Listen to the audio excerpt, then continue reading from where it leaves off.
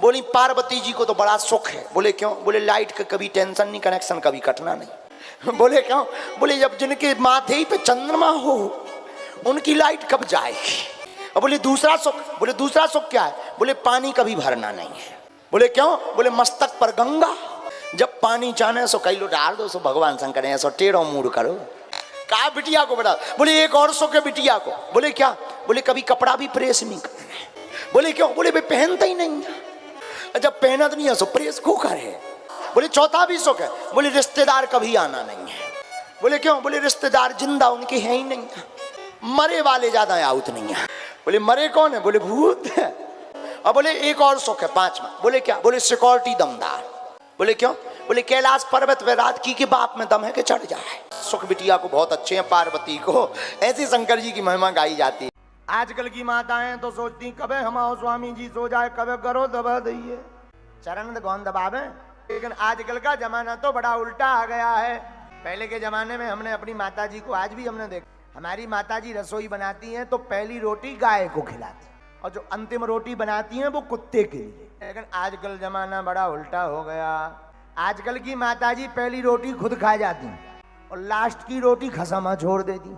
मानो खुद गाय बनना चाहती हो, पति को श्री सीताराम। अपने पति को छोड़ करके जो परपुरुष का संग करती है वो नरक की कामनी होती है। गुरुजी आपके चरणों में दंडवत प्रणाम। आशीर्वाद। हनुमान चालीसा में लिखा है कि शंकर स्वयं केसरी नंदन। तो आज कलयुग में शंकर भगवान और हनुमान जी में से किसको मतलब मैं शंकर भगवान को भी मानता हूँ और हनुमान जी को भी, तो कौन को मानना चाहिए? तुम्हारी जी से ज्यादा बने गुरुजी दोनों का। मैं हनुमान हनुमान जी और शंकर जी दोनों एक ही रूप हैं।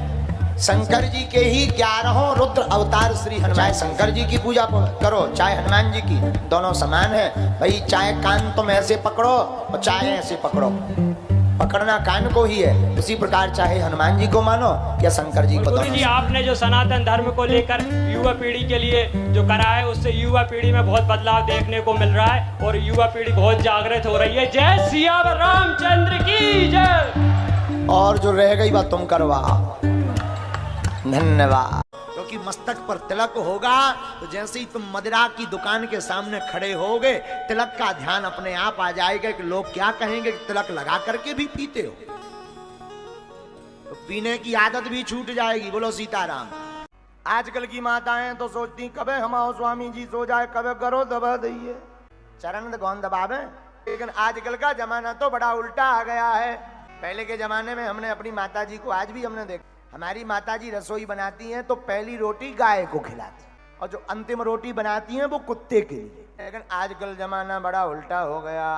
आजकल की माताजी पहली रोटी खुद खा जाती और लास्ट की रोटी खसमा छोड़ देती।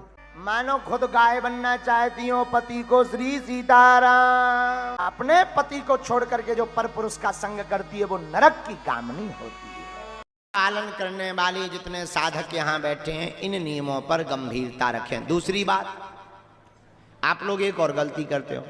आप लोग पर्चा के पीछे पड़े, पर्चा के लिए मर रहा है। कुछ लोग छतों पे टंग रहे। एक लड़का अभी हमें मिला, वो एलईडी पे चढ़ गया था ऊपर कूदने के लिए।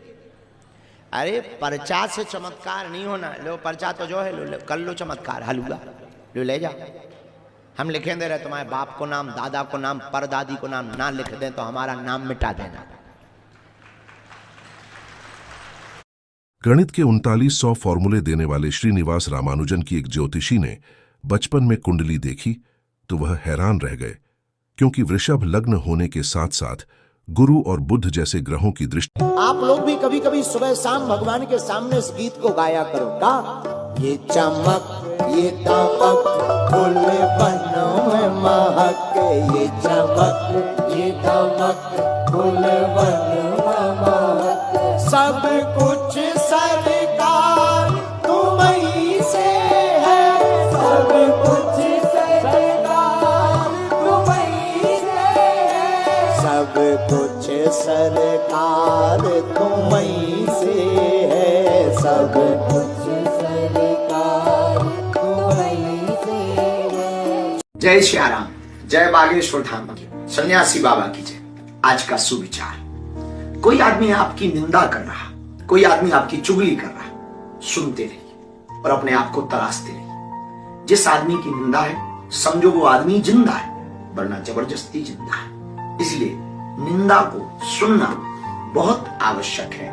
मां अपने बच्चे का मल अपने हाथों से धोती है, निंदा और चुगली करने वाला व्यक्ति आपका मल अपनी जीभ से साफ करता है। इसलिए निंदा सुनते रहिए। किसी का एक बहुत सुंदर शायराना अंदाज था, शौक से निकालिए नुक्स, मेरे किरदार में आप नहीं होंगे तो हमें तरासेगा कौन। दुनिया पर भरोसा करोगे तो बिखर जाओगे, भगवान पर भरोसा करोगे तो निखर जाओगे। जो बालक या बालिका बड़े विद्वान बनना चाहते हैं, ज्ञानी बनना चाहते हैं, ध्यानी बनना चाहते हैं, कभी फेल नहीं होना चाहते हैं, तो पढ़ाई के साथ साथ माता पिता गुरु को प्रणाम करें, कभी फेल नहीं होंगे। प्रणाम करने से 4 चीजें बढ़ती हैं। क्या क्या? आयु, विद्या, यश और बल। प्रातः काल माता पिता गुरुजनों को प्रणाम करना चाहिए। राम जी ध्यानी ज्ञानी इसलिए बने क्योंकि वो माता पिता गुरु को प्रणाम करते। बालको फेल नहीं होना है तो याददाश्त बड़ी बढ़ानी है, तो सूर्य भगवान को अर्घ, माता पिता गुरु को प्रणाम करना प्रारंभ कर दो। बोलो सीता